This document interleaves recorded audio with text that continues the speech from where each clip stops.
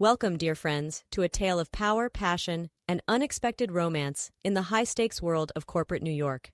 Enjoy the story. Victoria Hartley dismissed her driver and slid behind the wheel of her sleek Mercedes. The cool leather of the steering wheel was comforting under her manicured hands. Driving always helped her decompress, and today she needed that more than ever. The day had been a whirlwind of stress. The business partners her team had been courting for months suddenly backed out of signing the long-awaited contract. Her childhood friend, Samantha, had spent an hour on the phone bemoaning her useless husband and concluding that all men were selfish jerks. And to top it all off, her right-hand man, confidant, and de facto business partner, George, had handed in his resignation. "Have they all lost their minds?" Victoria muttered as she navigated through the bustling streets of New York City. At home, she took a long hot shower, hoping to wash away the day's frustrations. Exhausted, she collapsed onto her king-sized bed, praying for a deep, dreamless sleep. But just as she was drifting off, her phone lit up and vibrated on the nightstand. It was George. "Victoria, I have a proposition for you." His voice came through, uncharacteristically formal. "How would you feel about hiring a trusted colleague to take my place? My friend Andrew is an excellent lawyer." Victoria could tell by George's tone that this Andrew must be nearby. She cleared her throat and replied in her most professional voice, "Certainly, George. Please have him come to the office tomorrow for an interview." As she hung up, Victoria stared at the ceiling, its smooth surface reflecting the soft glow of the city lights filtering through her windows. "Well played, George," she murmured. "You've ensured I can't sleep now." Knowing sleep would elude her, Victoria padded to her bar and poured herself a generous measure of cognac. The amber liquid burned pleasantly as it slid down her throat, spreading warmth through her chest. Glass in hand, she stepped out onto her penthouse balcony, wrapping herself in a soft cashmere throw. The city sprawled before her, a glittering tapestry of lights and shadows.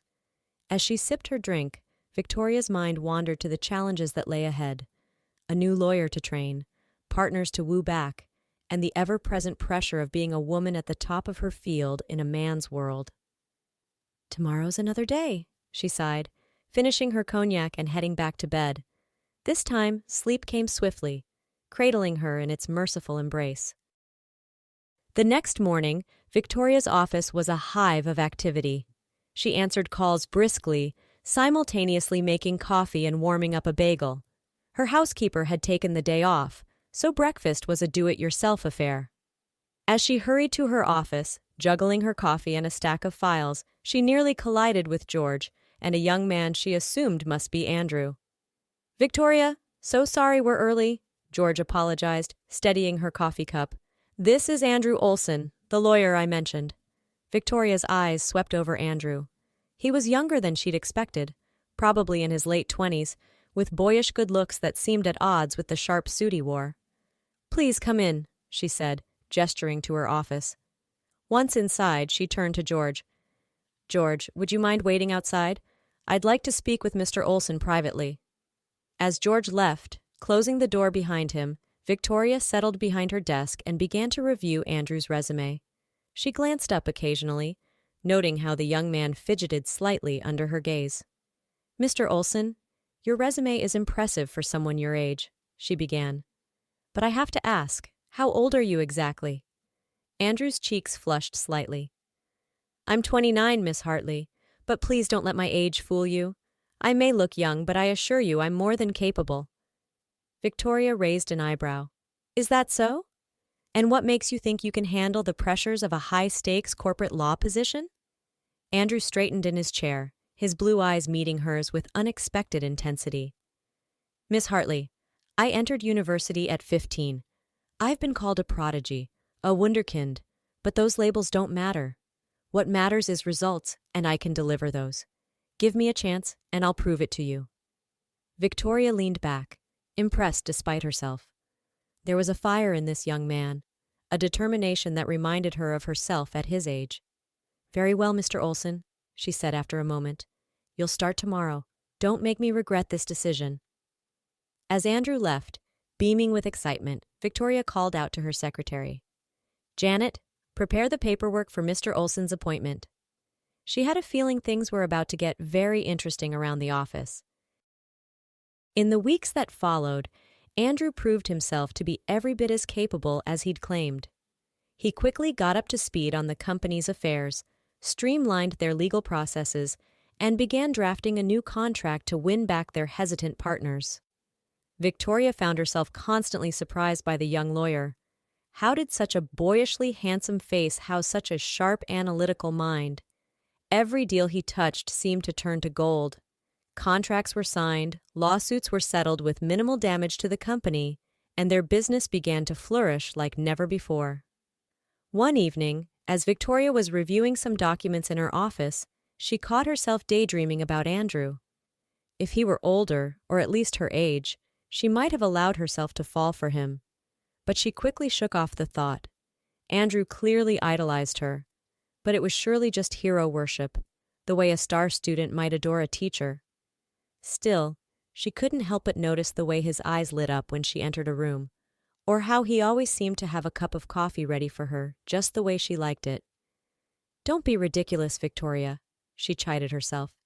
"He's grateful to you for giving him this opportunity. Nothing more." Little did she know, Andrew's feelings ran much deeper than she imagined. A month later, Victoria and Andrew found themselves on a train headed to Chicago for crucial negotiations. Andrew had confessed to a fear of flying, so Victoria had agreed to take the train instead. "We might as well get some sleep on the way," she joked as they boarded their private compartment. After a light dinner in the dining car, they returned to their compartment.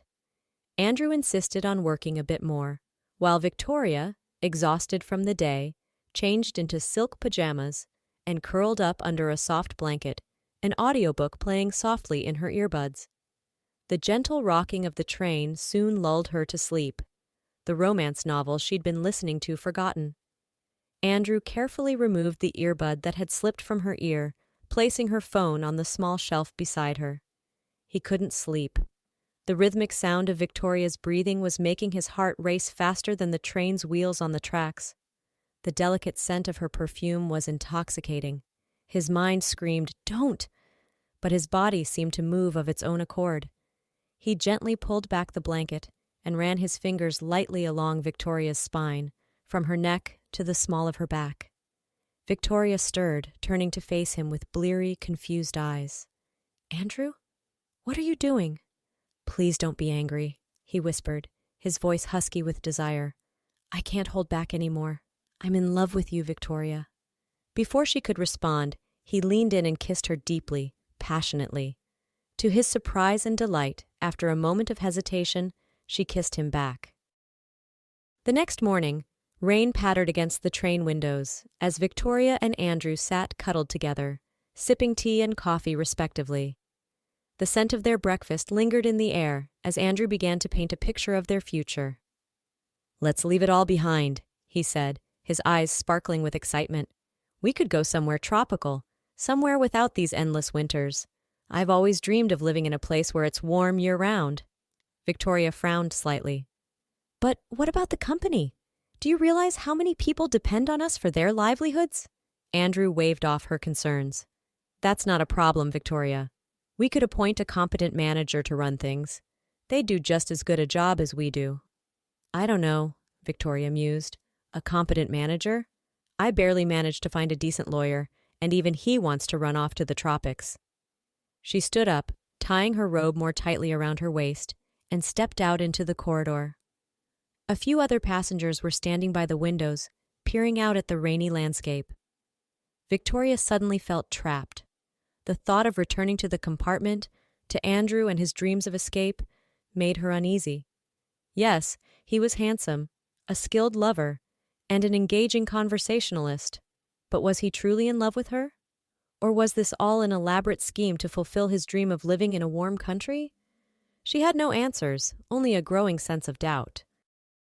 In the weeks following their train ride, Andrew became increasingly affectionate at the office. Every time he entered Victoria's office, he would embrace her, kiss her, and shower her with endearments. It felt suffocating, like being wrapped in the coils of a constrictor. Victoria tried to set boundaries, insisting that he maintain a professional demeanor at work. But Andrew always had a counter-argument. "Haven't you noticed that I behave perfectly when others are around?" he'd say. "When we're alone, why not enjoy each other's company? Besides, who would dare enter without your dragon of a secretary guarding the door?" The dragon in question was Janet, Victoria's fiercely loyal secretary of 15 years, who indeed guarded access to her boss with zealous efficiency. Gone was the obedient boy eager to please his boss. In his place was a man who seemed to think he had equal footing with Victoria, if not the upper hand. Every day Andrew would demand an answer to his proposal of marriage. Victoria couldn't imagine herself as his wife. The age difference alone seemed too great a hurdle. But Andrew brushed aside her objections, half-jokingly threatening to kidnap her and marry her, in the tradition of his ancestors. Victoria laughed it off, but seeing the fire in his eyes, she began to wonder if he was entirely joking. She placated him with promises that they would marry once the company was fully out of its financial crisis. Increasingly, she found herself remembering the courtship of her first husband. He had been a master of grand romantic gestures and breathtaking surprises. Of course, he had also turned out to be a scoundrel who had nearly run their joint company into the ground before filing for divorce. "I wonder," Victoria mused one day, "how Andrew would react if I truly went bankrupt. Would his undying love survive that?" The thought, once planted, began to grow. "Yes," she decided, "I need to test him. He's too smooth, too perfect. There must be a catch." Victoria set her plan in motion. She asked Janet to print a letterhead from one of their partner companies and draft a complaint. The document claimed that, according to their contract, the partners had received substandard products and were planning to return the goods through the courts. Victoria's company would allegedly have to cover the transportation costs and legal fees. Janet, experienced and discreet, didn't question why her boss needed such a fabrication, though her woman's intuition told her it had something to do with Andrew. With the perfectly forged document in hand, Victoria called Andrew to her office. Andrew arrived in Victoria's office moments later, concerned by the unusually cold tone she had used on the phone. Victoria handed him the document without a word. He quickly scanned its contents, his brow furrowing. "What does this mean?" he asked, looking up at her. "It means, my dear fiancé, that I'm ruined," Victoria replied, her voice steady. Andrew studied her face, trying to determine if this was some kind of joke, but Victoria's expression remained grave. Without invitation, Andrew sank into a chair. "Listen, this is actually wonderful news," he said, a smile spreading across his face. Victoria's eyes widened in disbelief. "Wonderful? How can you say that?" "Don't you see?" Andrew leaned forward, his eyes shining. "Now there's no issue of a mesalliance. You're a bankrupt businesswoman, and I'm a promising young lawyer. We're on equal footing. Don't worry, you won't go hungry."